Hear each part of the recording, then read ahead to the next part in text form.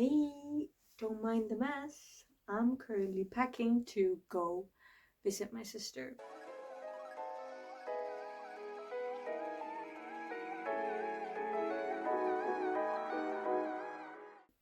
So autumn break is coming up, which means a full week of freedom. And to celebrate the holidays, aka spooky season, aka finally autumn is here, I will be reading 3 horror books. The first one is The Monster of Elendhaven by Jennifer Gisbrecht, which is described as horror fiction. It's kind of a short novella, it's only 160 pages, and it seems interesting. I've had my eye on it for a while, but I haven't gotten down to it, which I'm glad now because clearly it was meant to be for this special season, a special video. The second book is Hell Followed With Us by Andrew Joseph White. It's more of a cultish, post-apocalyptic horror, and I'm also interested about that. And the third book is The Luminous Dead by Caitlin Starling, which is a book on a more science fiction horror, and that's also very fun because we're gonna have 3 very different vibes to it. The first one seems a bit more kind of historical-ish, but then you also have like otherworldly stuff, and then we even have present day, well, not present, but you know, post-apocalyptic Earth stuff. And yeah, so stay tuned to see what I think about it and what I'm doing while I'm reading.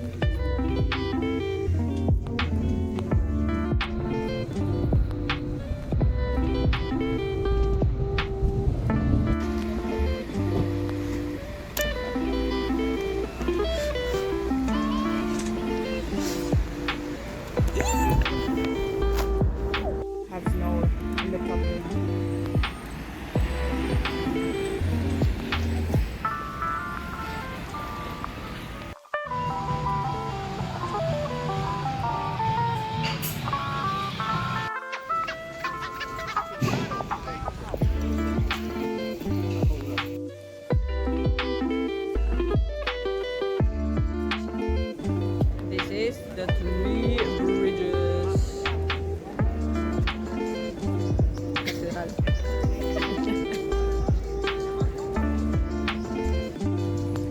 Did you Sonic? Do you know Sonic the Hedgehog? Oh look, that's Alvin's cousin. Alvin y las ardillas. This is so cute. Tienen cultos carrots. Oh, it's a sun thing. No sun, but yeah, but allegedly it should. Yeah. Oh, this is kind of embarrassing. I hope you can hear me because I didn't bring my microphone, but I currently finished Hell Follow With Us. I'll say it's a solid 4 out of 5 book, but it's a lot of gore and colds and the end of the world and death, but it was very fun. I finished pretty quickly because it was very fast paced too, more character driven rather than like, because you see a lot of what the character is going through with the changes in their body, and by changes I mean literally evolving into a monster. But it was fun nonetheless, and I learned a lot about the Bible accidentally because it's heavily mentioned many times, different verses and whatever it's called, the paragraph things. But it was entertaining, and that's what's fun about it. And it was also cool. There's a lot of representation in it. You have people from all different identities and pronouns and whatever you can think of. And so if you're pissed off about people using pronouns, kindly get out of my face. But yeah, that's the update for now. I started reading The Monster of Elendhaven and I really like it so far. It's a lot faster and very seamless time skips. That you go to the past and then you are back again in the present. But it's a bit more fantasy, so there's like made up words and made up cities. It's still kind of industrial looking, so it's like kind of towards the whole Victorian thing happening for it. But yeah, there's also a bit of magic in it, and so far only a lot of murder and death has been mentioned, but I mean I still am getting into the climax of the story, so we'll see what happens.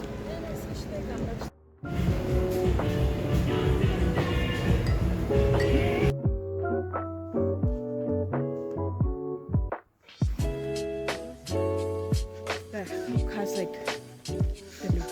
Oh my god, you're recording me like trying to escape the law, like I just, you know. Hey.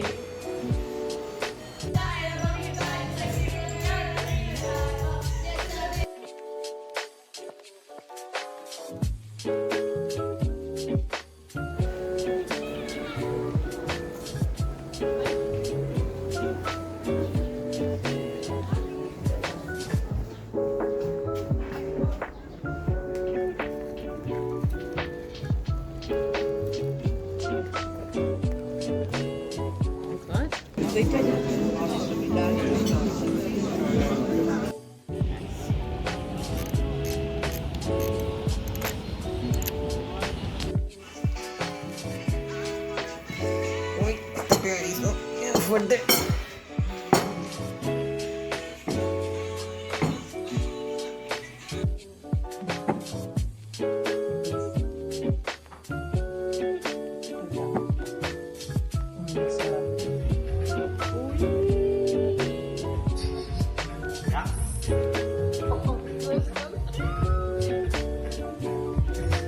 and I say hi.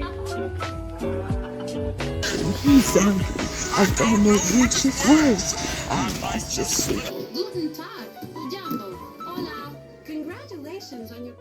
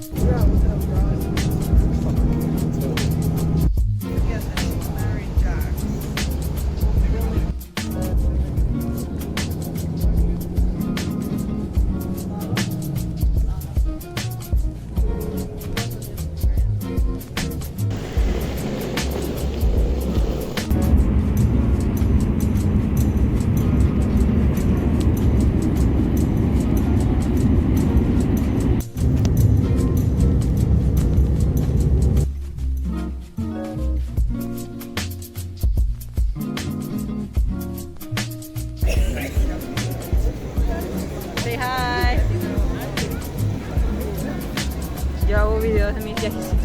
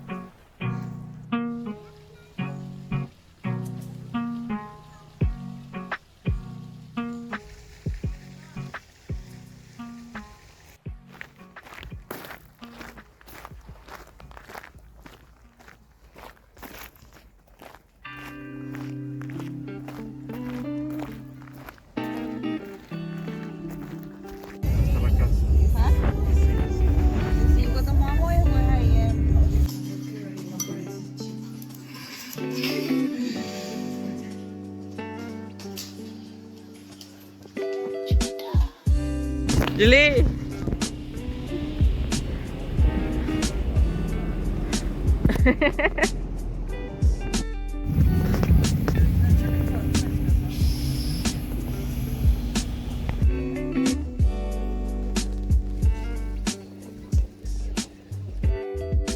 So I am in Sambatei right now, small city. Well, not that small. While I wait for my bus to pitch, and I finished The Monster of Elenthaven when I was back in Ljubljana, and I really liked it. Actually, it was short, very succinct, I would say, and well, it was, you know, with spoilers, it's about Johan and Florian who have a partnership of sorts, and they want when Florian wants to end the world, and Johan is just a monster there to help him. The specifics of Johan's creations as a monster are vague and complicated at best, but it's still very interesting because, again, this is a fantasy world in a sort of industrial time kind of town, and they are at the edge of the world, and Wolf Florian basically kind of he sets free this plague to end the world, and but he doesn't get to see it end. It has kind of a vague ending where Johan becomes, well, I believe this is still Johan, just with his memories back when he was still like a human, and his name is John now, and he's going to finish what he and Florian started. And yeah, kind of, it was also very fast paced because it's just a novella, but it was impeccable vibes. I really liked it. Right now I'm still reading The Luminous Dead. I started a little bit while we were going to Graz, Austria, but I haven't been able to finish it. I've been reading this entire train ride from Austria to Hungary, and still have a few hours more to go. That I'm gonna keep reading it. And I mean, so far I'm like 30% in, 40% in, and I like it. I mean, it's interesting because there's only 2 characters in the whole thing, and they, well, she has to survive down there, and she only has one handler, and there's still this kind of mystery of the tunnelers, which are like creatures, and yeah, we'll see what happens.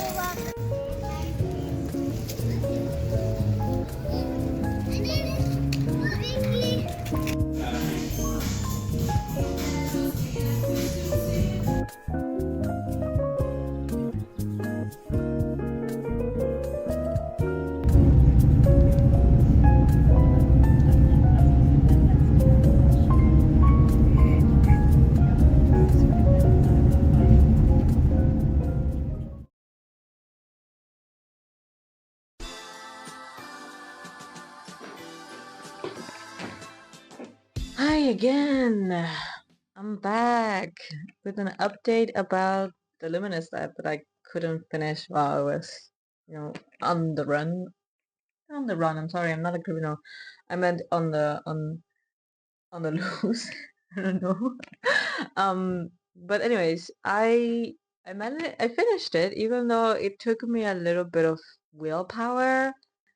It was a bit slow up until, I'd say, like 80% of the book, and then like the last 100 pages, like everything kind of came down, and that really made it pick. That really made me, at least, kind of pick up the pace and continue to read for my own free will, and like because I was actually enjoying that ride.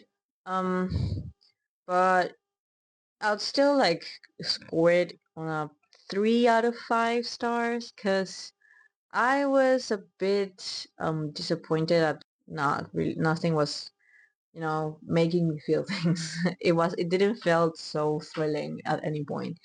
And then the last part, it's where everything kind of just collapses, and that was a bit that was more entertaining. I mean, it was to the point that I was genuinely curious if she was gonna live or die, and she did live, so I was happy about that. Like, I was really for a minute I convinced myself that I was just gonna die because this is completely this is off the rails.